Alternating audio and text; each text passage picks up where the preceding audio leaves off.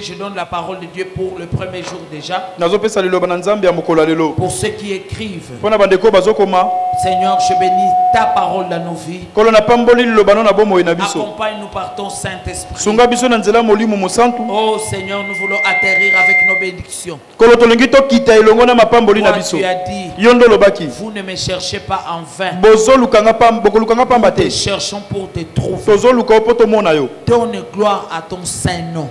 Au nom de Jésus-Christ. Amen. Amen. Bien-aimés, pour ceux qui écrivent, je donne la première référence 1 Jean. Chapitre 5, le verset 9, verset 10 et 11. Amen. Amen. Vous écrivez encore Apocalypse 12, verset 11. Alléluia. Amen. Et la dernière référence que je donne, le psaume 91, 91, psaume 91, verset 14. C'est ce qu'on a déjà hier. Mais la répétition est la mère de la science. Tout le temps, tu dois comprendre. Parce que cela est important. Et si nous avons trouvé le psaume 91, on se tient debout. Psaume 91, verset 14. Tu dois avoir la parole de Dieu. C'est la parole qui t'aidera à affronter le diable. La Bible déclare, le psaume 91, verset 14, vous avez trouvé. Amen. La Bible déclare, puisqu'il m'aime, je le délivrerai. Je le protégerai. Parce qu'il connaît mon nom. Amen. Amen. Puisqu'il m'aime. Parce que toi tu aimes Dieu. Il a la promesse. Je le délivrerai. Il y a des gens qui n'aiment pas Dieu. Mais regardez la récompense d'aimer Dieu. De marcher dans sa parole. Nous avons tout quitté pour ce Dieu-là. Nous faisons des choses parce que nous l'aimons. Amen. Amen. Puisqu'il m'aime, je le délivrerai. Je le protégerai. Puisqu'il connaît mon nom. Amen. Amen. Du début jusqu'aujourd'hui, nous n'avons pas proclamé un autre nom. C'est le nom du Seigneur. C'est le nom de Jésus. Amen. Amen. Vous allez comprendre pendant qu'on va progresser. 1 Jean, chapitre 5, le verset 9. La Bible déclare, si nous recevons le témoignage des hommes, le témoignage de Dieu est plus grand. Car le témoignage de Dieu consiste à ce qu'il a rendu témoignage à son fils. Verset 10. Celui qui croit au Fils de Dieu a ce témoignage en lui-même. Celui qui ne croit pas au Fils de Dieu, Dieu le fait menteur. Puisqu'il ne croit pas au témoignage que Dieu a rendu à son Fils. Verset 11. Et voici ce témoignage. C'est que Dieu nous a donné la vie éternelle. Et que cette vie est dans son Fils. Alléluia. Amen. Dieu est en équipe avec son Fils. Tu ne proclames Jésus en vain. il y a la rémunération. Tu ne les témoignes pas en vain. Il y a la rémunération. Alléluia. Amen. Voilà pourquoi, bien-aimé, sois sûr que cette parole est vraie. Apocalypse 12, verset 11. La Bible déclare, ils l'ont vaincu à cause du sang de l'agneau. L'agneau ici c'est Jésus, le Fils de Dieu. Et à cause de la parole de leur témoignage. Et ils n'ont pas aimé leur vie jusqu'à craindre la mort. Parole du Seigneur, nous allons nous asseoir. Je l'aime et je l'accepte. Est-ce que tu peux l'accueillir? Acclame.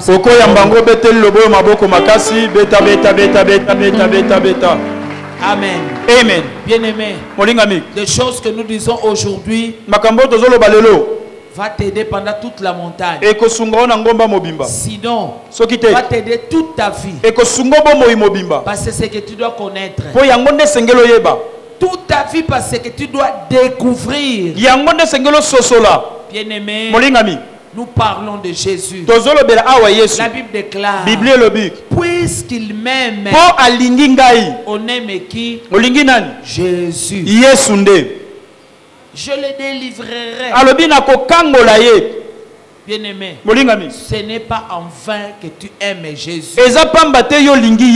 David a dit, j'ai été jeune, je vieillis, comme qui dirait, je n'ai jamais vu celui qui aime Jésus être abandonné et mendiant.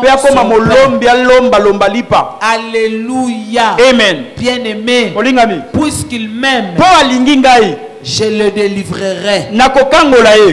Je le protégerai. Parce qu'il connaît mon nom. Au premier culte ici, il y a une maman qui a témoigné pour son fils. Cette maman, elle est ponctuelle ici. À toutes les montagnes, elle est là. Alors, elle a son enfant qui est dans l'avion. Il travaille dans l'avion. Amen. Amen. Et il devait voyager. Lui aussi, il était dans l'équipe de ceux qui devaient voyager. Mais pendant qu'il s'est préparé pour voyager, il y a eu un petit problème. Et un homme l'air supérieur est monté. Là où ils étaient, il s'est préparé pour s'envoler. Il vient lui dire, toi, descends. Va t'occuper de l'avion qui a des problèmes. Bien-aimé, lui qui va descendre,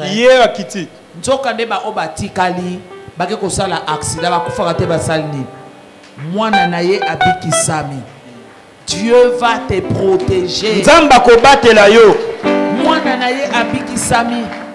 La sécurité que Dieu nous donne. Quand tu donnes tes enveloppes avec foi pour la famille, Dieu va créer des situations. Dieu savait qu'il y a quelque chose qui ne marche pas devant. Il sait qu'il y a un accident mortel. Et son supérieur est venu le chercher. Descends. Va t'occuper de ce qui se passe. Il a été protégé par l'Éternel. Pourquoi? Tu connais le nom de l'Éternel. Le nom de l'Éternel s'appelle Jésus-Christ. Il est Seigneur. Jésus-Christ c'est le Seigneur. Ce n'est pas un slogan. Comme je dis au premier qui te le thème général de la Bible, c'est Jésus. Bien-aimé, le témoignage de Jésus remonte depuis les temps anciens. Le prophète ont préparé l'arrivée de Jésus. Tout ce qu'on a dit, c'était pour préparer que Jésus arrive. Vous allez vous rendre même compte en jardin Gethsemane. Moïse et Élie sont venus. Pourquoi ils sont venus? Ils sont venus tout accomplir en Jésus. Moïse, tout est la loi. Celui qui veut être sauvé, celui qui veut être guéri, et tali qui chef coutumier, et tali lolengo botamelité, toi que l'on condamne par la loi. Moïse a besoin de condamner sa condamnation. C'est ce qui s'est passé au jardin de Gethsemane. Le prophèt Élie, tout ce que le prophète ont dit, il est venu les accomplir. Na Yesu Masia. Bien-aimé, Jésus-Christ est sur la terre. Le jour de son baptême, lorsqu'il venait se faire baptiser, jamais ne voulait pas le faire baptiser. Alléluia. Amen. Parce que Dieu lui avait dit que celui, il s'agit de lui. Et lorsqu'il va le baptiser, Jean a dit, je ne suis même pas dit. Na fungola même sapatu na ye. Singa sapatu na ye. Naza di na likamboana. Et Jésus lui a demandé, il faut me baptiser pour accomplir les Écritures. Bien aimé, il va baptiser Jésus. Ça c'est le témoignage de Jean. Qu'est-ce qu'il voit? Le ciel ouvert. Et il ne voit venant du ciel. Et va dire, celui-ci est mon fils bien-aimé, en qui je mis toute mon affection. Il dit, écoutez-le. Bien-aimé, c'est Jésus qu'il faut écouter. Alléluia. Amen. Après ce témoignage, nous voyons le témoignage de Moïse qui fait remettre toute la loi à Jésus pour accomplir toutes les Écritures. On n'est plus condamné parce qu'on a Jésus. La Bible dit il n'y a plus de condamnation pour ceux qui sont en Jésus. Peu importe les origines de ta famille, continue à invoquer Jésus. Comme cette maman ici. Amoni muku wa mwana de format le jamais. Eko simba bongote. Ti nzambe na lola ba ange ba eko yebisa ye luzolo bako logole bako sale ceinture. Akolata ceinture. Akolata ceinture. Kaka ndenga yokeli. Ndenge pe nzambe na lola sali nini? Asali. Ton miracle n'est pas au loin. Ton miracle est dans ta bouche. Parle bien,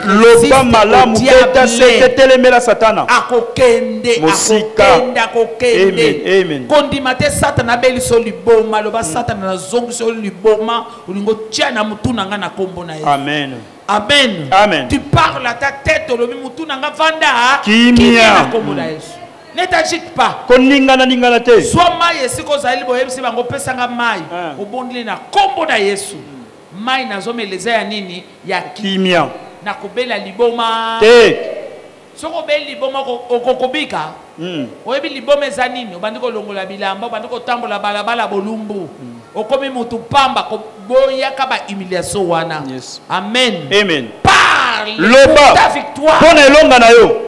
Le diable fuira loin de vous. Satan akokima musika na yo. Amen. Amen. C'est ce qu'il faut faire. Yangonde sengeli ko sala. Komitikate. Oye komi grippe ya batuno, c'était grippe ya ngai te. Oya yango. Ngai ko simba ngai. Te. Na zui mai na meli oyo ngai grippe oyo ko toucher nga. Te. Na kombo ya nani? Ya Yesu. Soko ndimi bindimela, ba mususu babiki na grippe yo kufa te osani. Oko mpe ko regretter nini komi ko kombela ngai sans effet. Au nom de Jésus. Trois fois nazana kimia na kombo na Yesu. Nazana kimia na kombo na Yesu. Nazana kimia na kombo na Yesu. Nazana kimia na kombo na Yesu. Et bien aimé, le témoignage de Élie, il est venu accomplir tout ce que le prophète ont dit.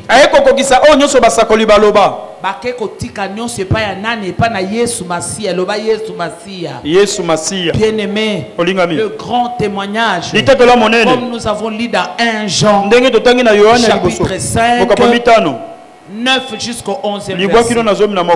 Bien aimé, je suis avec toi pour que tu écoutes ce que Dieu dit. C'est le témoignage du Père.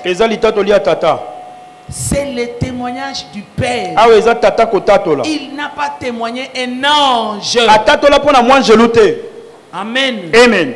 Ange ye aza musali mais Yesu aza nzambe. Ange aza nani? Musali. Mais Yesu aza nani? Nzambe. Keba. Keba. Osana nzamba solo. Yes. Osana nzamba munene. Amen. Kangama na ye. Ami komisa musali poyo obikisama. Yes. C'était pour toi. Et sinon il est Dieu. Azanzambe. Jésus-Christ est Dieu. Nous avons vu au début de l'année, toute l'année, le nom qui nous a été donné. Il y a Abraham était, malgré Moto Sinaïe, il y a Moïse et Pé, mais comme Pessamé, c'est ça comme Banan. Jésus Christ. Et ça, il y a Bamindele, mais Yesu, ça comme ensemble, il y a Bicolonion. Na ba Congolais ya awa, na ba Congolais ya ngambo, na ba mindele, nzambe na bango azanani. Yesu. Na ba Yuda, nzambe na bango ezanani. Yesu. Mutu nyo sandimeli Yesu abikito abikisami te. Abikisami. Li tatoli ya papa. Abi oyo mwana nanga da tielinga motema ya bolingo. Yes. Boyoka. Yeah. Koyoka prophète nabino te. Yes. Prophète nabino akufa tilelo. Ye azalaki mosali. Amen. Amen. Mais Yesu akufa pe asala nini? Asekwa. Azana bomo. Yes. Yesu azana bomo. Belela Yesu.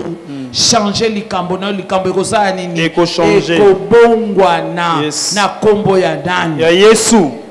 Je veux que l'on soit dans les Écritures. Comprenez ce que la Bible dit. Si nous recevons les témoignages des hommes, c'est ce qu'on vient de dire. Jean-Baptiste a témoigné. Peut-être les gens pourront dire c'est le fils de Joseph.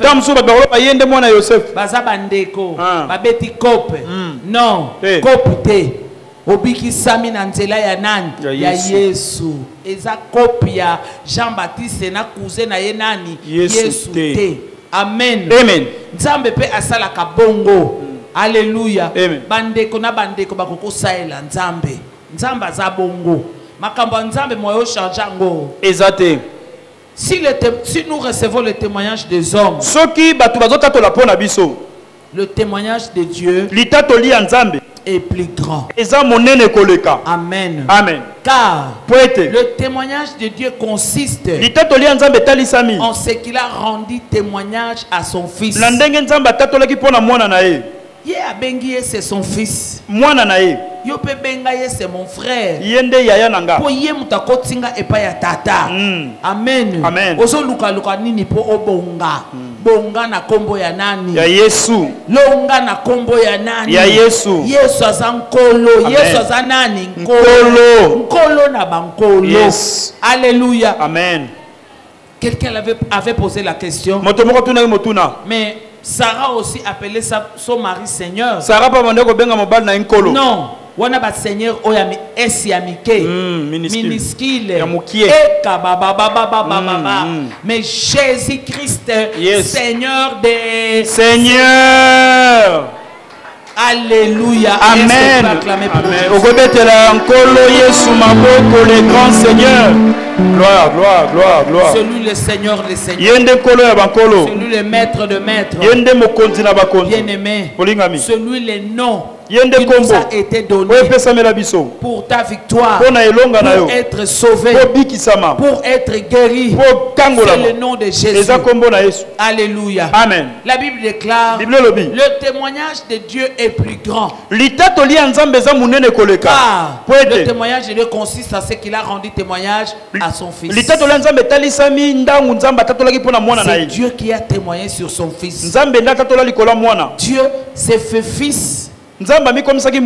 Pongana yo tozala bana. Amen. Poto sala pe bana nzamba komi nani papa ya nani ya biso nzamba za papa na nga tangu nafuka milobi aba papa aba tata yonde lisungi na nga akosala to akosala te akosala yonde lisungi na nga na kombo ya nani a Yesu na silisa 2021 kaka maboko pamba te mais 2021 équipé ngai ekosimba to ekosimba te na kombo ya nani Yesu reçois la grâce de Dieu yambangolo na nzambe na kombo na Yesu Kristo verset 10 celui qui croit celui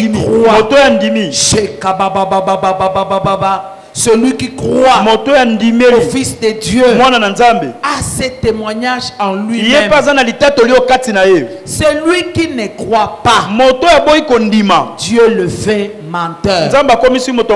Mutu nyonso andimelaka Yesu te aza mutu anini ya lokuta kokota ba misala na bango te yo. C'est Jésus. C'est Jésus ou rien.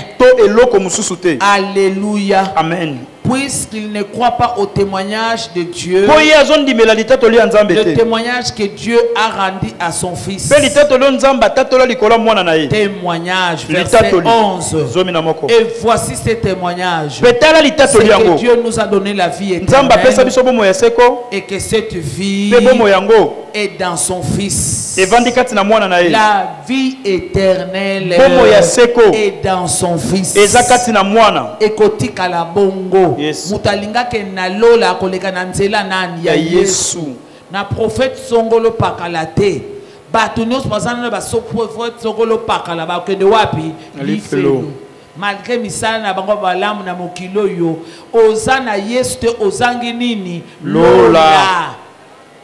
Nenge lola e décida bongo. Nion se kosalema na kombo anani ya Yesu kombo epesa beniso kombo anani Yesu. Voilà, la Bible déclare je le protégerai nakobatela ye puisqu'ils connaissent mon nom po ayebi kombo nanga bato bele ba yebi kombo na Yesu te kaka be nzambe te. Amen. Amen. Papa azali aba père. Aba tata. Jésus a dit lorsque vous priez, comment on doit prier? Parce qu'on voyait tout le temps, il partait tôt le matin. Et ils vont lui poser la question. Apprends-nous à prier. Comme les disciples de Jean, Jean leur apprend à prier. Et Jésus leur dit, quand vous priez, dites notre Père. Tata na biso. Amemi yo na epanani na tata. Yes. Belela tata. Papa na beleli yo na kombo ya na. Ya Yesu. Notre Père. Tata na biso. Tata na biso. Alléluia. Amen. Nous avons tout le temps répété en cet endroit. Dieu est un. Mais en trois différentes fonctions. Dans la fonction du Père. Dans la fonction du Fils. Et dans la fonction du Saint-Esprit. Alléluia. Amen. Bien-aimé. Zambaza moko. Mais yende tata. Yende moana. Yepe molimona. Voilà. Avec...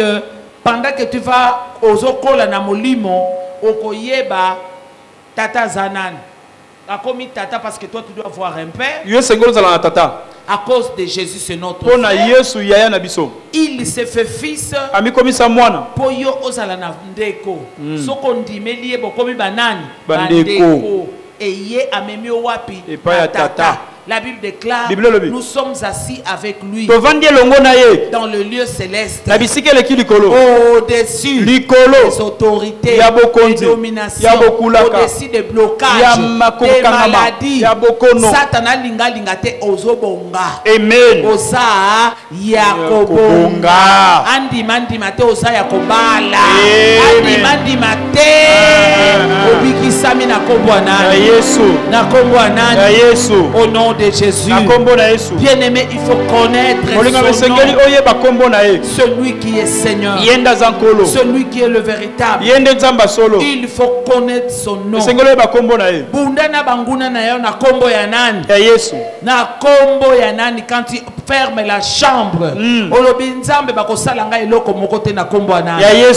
mutu nyonso ye kobundisa ngai aza na se ya bokonzi na ngai na kombo nani ya Yesu naleki balongi na kombo nani ya Yesu yo olobaki bakoya nzela moko me bozongi na bango nzela sambo na kombo ya nani ya Yesu na kombo ya nani ya Yesu yo olobaki bakobundisa nga bakolonga ngai te. Voilà, bien-aimé. Ce n'est pas un travail inutile que Jésus a accompli sur la terre. C'est vraiment le travail de ta vie. C'est le travail de ta victoire. Voilà pourquoi, bien-aimé, la Bible dit, puisqu'il m'aime, je le délivrer. Oh Nzambe na ngai. Nzamba zobatela, je vous dis la vérité. Amen. Amen. Je reçois un témoignage. Moi na moka yebisinga mama. Balingaki babwaka nga na terrasse. Mais Nzambo toyelaka na mampinga nelonga. Batu boye babwaka nga na terrasse. Babwaki nga lisute. Pona beleli kombo na Yesu. Bien-aimé, tu as le nom. Tu as le nom. Devant le poison et Kosimba. Pozobe la kombo anani. Tu as le nom. Kopi ya banguna et Kosimba. Pona katna likambo bele likombo ya nani. Et hier, quand j'ai donné cette parole, elle a témoigné. Elle a dit merci. J'aime Dieu. Amen. Je connais le nom de mon Dieu.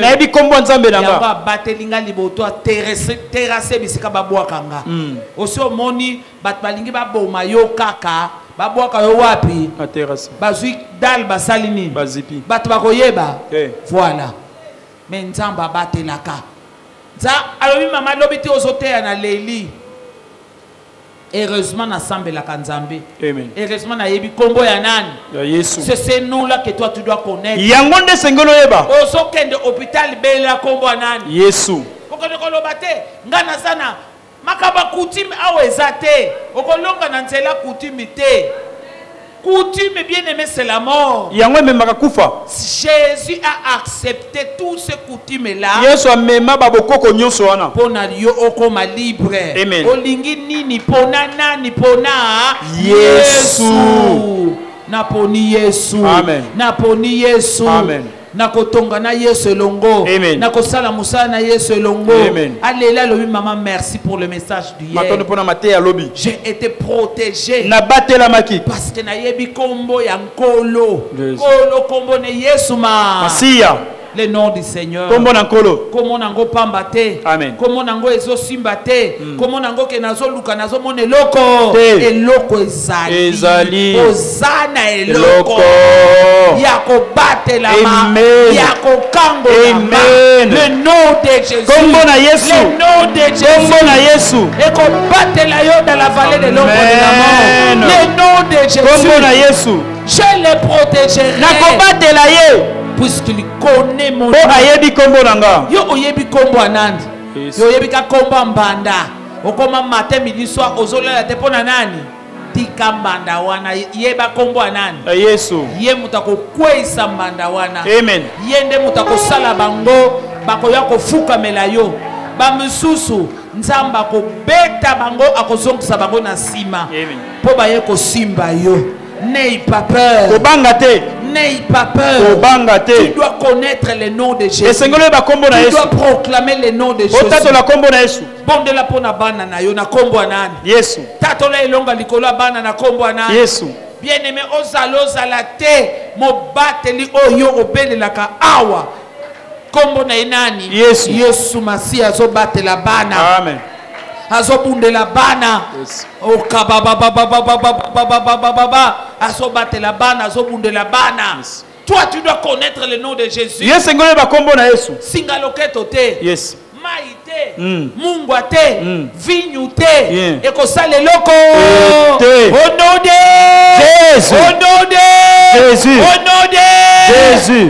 kombo mibale misatu te fona yeba kombo anani ya Yesu au nom de Jésus au nom de Jésus nazoke ne pas hôpital na kombo anani ya Yesu na ke kosamba na tribunal na kombo anani ya Yesu na kei kolobela banguna na kombo anani ya Yesu na bimi na kombo ya nani ya Yesu na osala musala na kombo anani na ke koluka musala puisqu'ils connaissent mon nom yebi kombo nanga je le protège tu as la protection ozana kobatela tu as la protection ozana kobatela opimi na tongo na kombo ya nani ya Yesu malgré ozomona que ça ne va pas nazo banga mais opimi na kombo ya nani ya Yesu reçois les résultats Zwambano reçois la récompense Zwalifuti Yesu azana bomo ingai pe nazana bomo toke cette fois nazotala nani tazoleka moninga Yesu azana bomo ingape nazana ozo ganga ozo tatola Yesu azana bomo ingai pe deux soko kotelema otelemi deux trois quatre cinq six sept cette fois Jésus-Christ est Seigneur. Deux, trois, quatre, cinq, six, sept. Cette fois au nom de Jésus-Christ. Mata mata. Deux, trois, quatre, cinq, six, sept. Pousse des cris de victoire. Mololo Zawachi.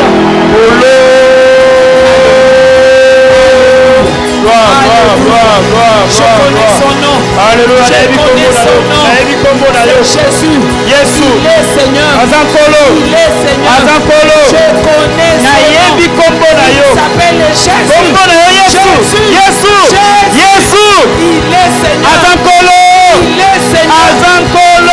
Non, c'est Jésus. Jésus. Il est Seigneur. Il est Seigneur. Au nom de Jésus.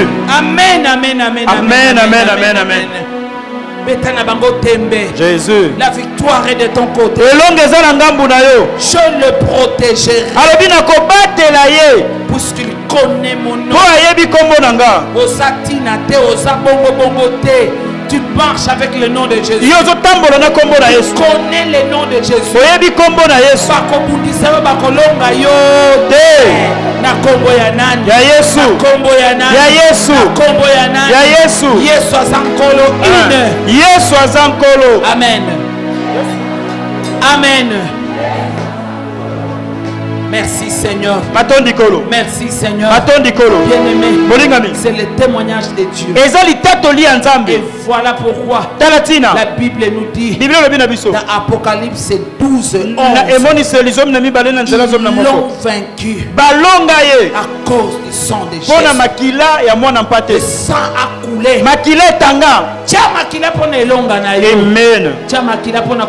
Amen. Famille famille ekobikisa te makila ntaba te tabe ekobikisa te makila ya nani ya Yesu Masira. Le sang de Jésus-Christ est une. Nazoyoka osana se nazoyoka yo osana se. Deux, trois, quatre, cinq, six, sept. Que Dieu te bénisse. Nzamba pambola yo. Te bénisse. Apambola yo. Te bénisse. Apambola yo.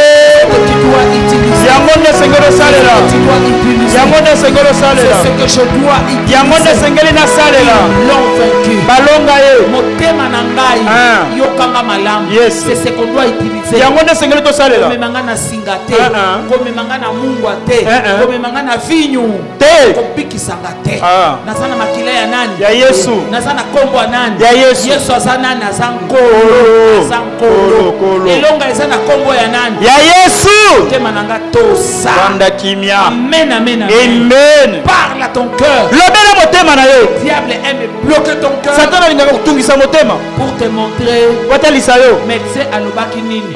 Munganga akofuka mana kombo nani? Ya Yesu. Munganga koyeba ke Yesu azanzambe nanga. Amen. Na makambo nzamba kosala liboso na ye. Au nom de Jésus. Otatola. Amen. Eva munganga Yesu azana bobo ingape. Nazana bomo. Tema nanga vanda.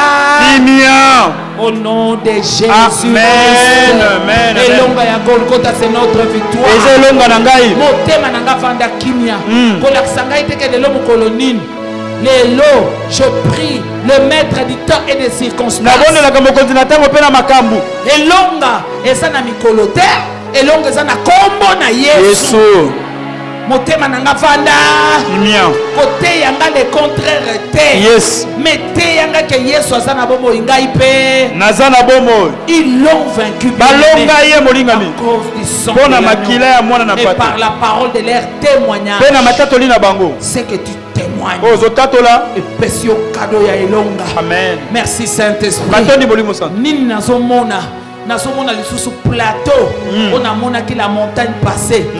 Et se circuler. Amen. Elonga na Golgotha. Amen. Soit plateau na yo. Soit plateau na yo. Baso kabola ba ange. Ba serviteur fidèle. Baso kabola ba plateau awa.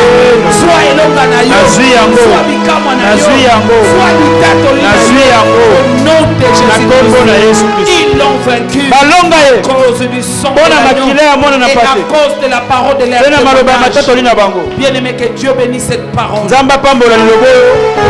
allons prier 5 minutes. Je le protégerai. Puisqu'il connaît mon nom. Le nom du Seigneur. Le nom du Seigneur. Le nom du Seigneur Jésus est un refuge. Le juste court dans ses murs pour être sauvé. Le nom du Seigneur Jésus est un refuge. Le juste court dans ses murs pour être sauvé. Béni soit le nom du Seigneur. Béni soit le nom du Seigneur. Béni soit le nom du Seigneur des très hauts. Béni soit le nom du Seigneur. Béni soit le nom du Seigneur. Béni soit le nom du Seigneur des très hauts. Acclamons, acclamons le nom. Acclamons le nom du Seigneur. Acclamons le nom du Seigneur. Acclamons le nom du Seigneur des très hauts. Acclamons le nom du Seigneur. Acclamons le nom du Seigneur. Acclamons le nom du Seigneur des très hauts. Le nom du Seigneur Jésus est un refuge. Le juste en courant ce lieu pour être sauvé. Le nom du Seigneur Jésus est un refuge. Le juste en courant ce lieu pour être sauvé. Kumisa kombo na Yesu. Kumisa kombo na Yesu. Kumisa kombo na Yesu. Mokonzi. Kumisa kombo na Yesu. Kumisa kombo na Yesu. Kumisa kombo na Yesu. Mokonzi. Tobeteli Yesu maboko beta beta beta beta beta. Mokonzi na bakonzi. Mokonzi na bakonzi. Mokonzi na bakonzi. Beta maboko beta beta beta mololo. Obeti maboko to beti mololo te. Beta salango bien. Beta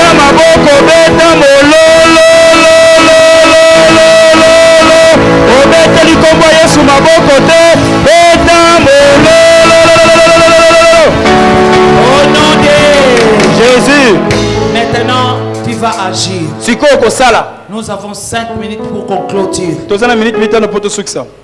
Tu vas prier. Ma foi. Au nom de Jésus. J'ai le nom. J'aime ce nom. Je vais servir ce nom. Il est ma protection. Il protège. Le nom de Jésus. Le nom du Seigneur.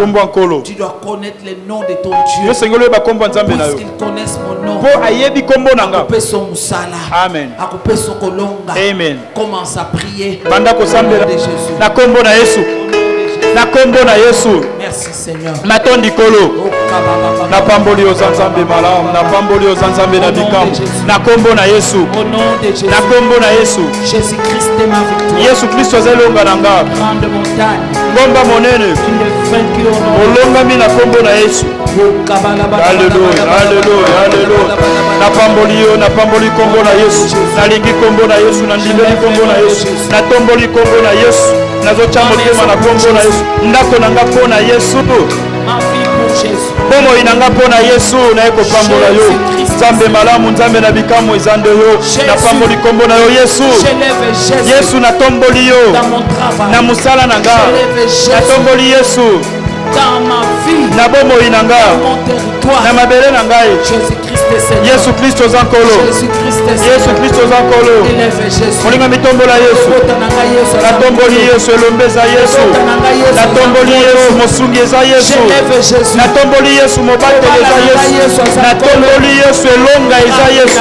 Na tomboli na bomo inanga. Na tomboli yo Yesu Masia.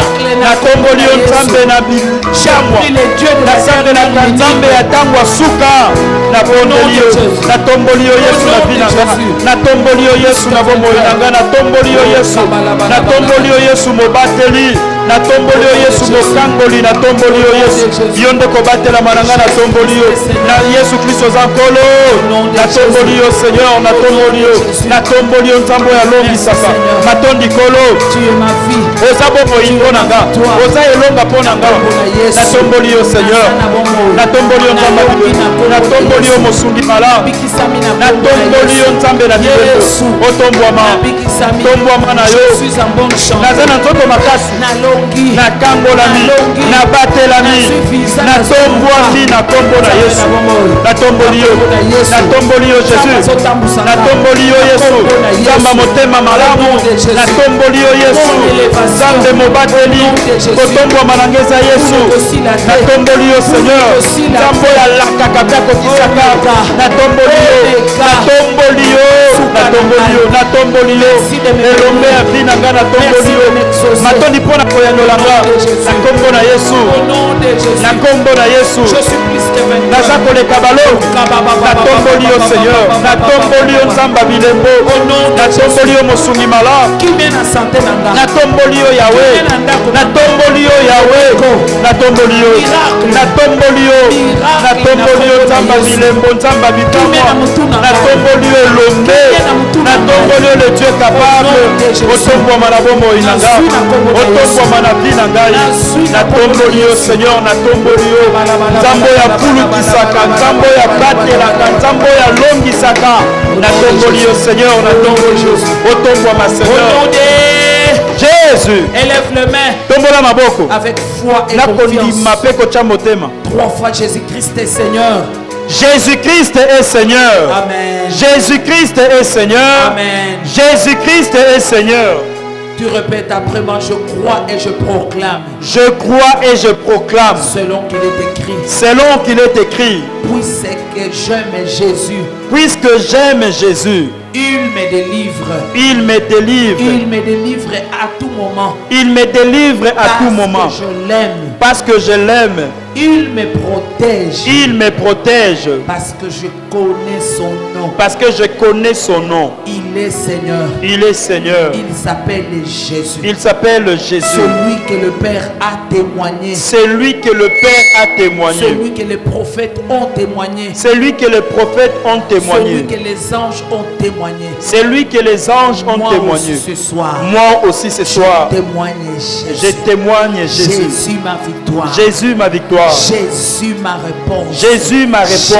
Jésus ma restauration. Jésus ma restauration. Jésus mon accomplissement. Jésus mon accomplissement. Jésus qui me remplace les années dévorées par les Jésus qui me remplace les années dévorées par les sauterelles. Jésus. Jésus. Jésus. Au nom de Jésus. Je suis le premier. Je suis le premier. Je suis le premier. Au nom de Jésus. Alléluia. Alléluia. Alléluia. Alléluia. Au nom de Jésus. Je témoigne qu'au nom de Jésus. Je témoigne qu'au nom de Jésus. Je suis le premier. Je suis le premier, non la queue. Au nom de Jésus. Au nom de Jésus. Je témoigne au nom de Jésus. J'ai réussi dans mon mariage. J'ai réussi dans mes activités. Merci Seigneur. Molongi kolekezanga naza mutu naza mokila te naza mutu ayambo naza likolo naza mutu na esengo naza mopambolami naza mutu nzambe apambola oyo libota nange ezwa te nga nazwi yango mpo naza na kombo naza molongi nga na kotefa te na kotefisa nga bakobundisa nga bakolonga ngai te naza koleka balongi naza likolo naza monzoto naza na pole naza ya kopambolama naza ya kobatelama naza ya kolonga Jésus. Jésus-Christ est Seigneur. Jésus-Christ est Seigneur. Amen. Jésus-Christ est Seigneur. Amen. Jésus-Christ est Seigneur. Je témoigne et je proclame la victoire. Je témoigne et je proclame la victoire. Na longi botutu. Na longi botutu. Na longi blocage. Na longi blocage. Na kombo na Yesu. Na kombo na Yesu. Na longi kufa na kombo na longi kufa na kombo na Yesu. Na longi masumu na kombo na longi masumu na kombo na Yesu. Na longi soni na kombo na longi soni na kombo na Yesu. Na longi kobwaka na kombo na Yesu. Tatola yango na longi libabe lisuma na longi bilakeli mabe na kombo na Yesu. Na longi molili na kombo na Yesu. Na longi bokola bokauki echeke confusion na kombo na Yesu.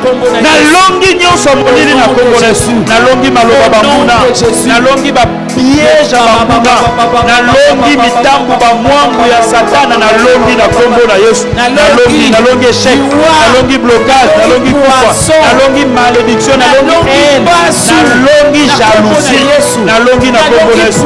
Na kombo na Yesu. Na longi kombo na Yesu. Na longi na kombo na Yesu. Na longi bamuna na kombo na Yesu. Na longi na longi na longi na longi na longi na kombo na Yesu. Elonga elonga elonga na kombo na Yesu. Elonga elonga elonga elonga na longi na longi na longi confusion na longi obscurité na kombo na Yesu. Na longi malédiction na kombo na Yesu. Na Jésus elonga. Yesu Kristo aza nkolo. Yesu Kristo aza nkolo. Yesu Kristo aza nkolo. Na longi na longi na longi na longi kufa na kombo na Yesu.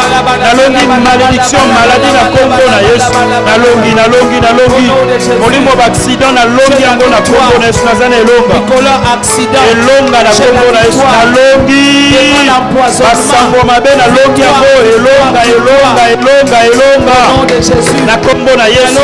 Na longi kufa na longi satana na longi maloba ya batu na longi yango na kombo na Yesu. Au nom de Jésus. Répète après moi. Zongela simananga. Je crois, c'est pourquoi je proclame. Je crois, c'est pourquoi je proclame. Selon qu'il est écrit. Selon qu'il est écrit. Ils l'ont vaincu. Ils l'ont vaincu. Selon qu'il est écrit. Selon qu'il est écrit. Emi Koutino a vaincu le diable. Trésor d'Inganga a vaincu le diable. À cause du sang de l'agneau. À cause du sang de l'agneau. Et par la parole de mon témoignage. Et par la parole de mon témoignage. Je témoigne. Je témoigne. Que j'ai la victoire. Que j'ai la victoire. À cause du sang. À cause du sang. Na makila. Makila na zana elonga. Na tatoli elonga na makila. Na tatoli elonga na makila na Yesu. Na longa na zela li tatoli na nga. Na makila na territoire na nga na banzela na nga na trajectoire na nga. Elonga na makila. Elonga na makila. Elonga na makila. Makila. Elonga na makila. Makila. Elonga na makila na suka ya kula oyo nazosilisa mbula na se ya kobatelama ya makila makila elonga kobatelama na makila kobombama na makila kolonga na makila kobonga na nzela ya makila elonga na makila elonga na makila na tie makila na Yesu na tatoli elonga na makila na suka ya mvula oyo na territoire nanga na tie makila pe na tatoli elonga ya makila na bitumba butu pe ya moyo na tie makila pe na tatoli elonga ya makila liboso maloba ya banguna na tie makila pe na tatoli elonga ya makila liboso ya bamwangu ya satana na tie makila elonga na makila kobatela na makila kobonga na makila litatoli nanga na makila na tie makila na Yesu elonga na makila elonga na makila kodusola na makila elonga na makila na tie makila pe na tatoli elonga ya makila na banzela na koleka na bisika na kozala na tie makila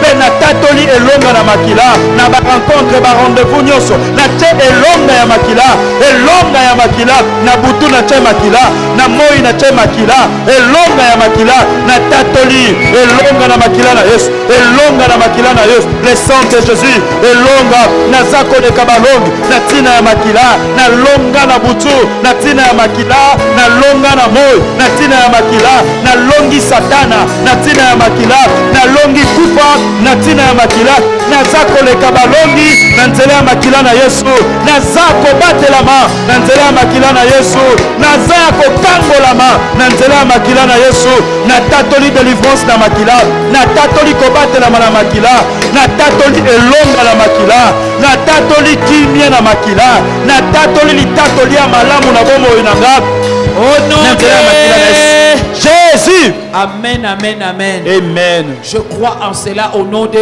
Jésus. Cette fois au nom de Jésus-Christ. Au nom de Jésus-Christ. Amen. Au nom de Jésus-Christ. Amen. Au nom de Jésus-Christ. Au nom de Jésus-Christ. Amen. Au nom de Jésus-Christ. Amen. Au nom de Jésus-Christ. Au nom de Jésus-Christ. Que Dieu bénisse. Nzamba pambola litatoli na yo.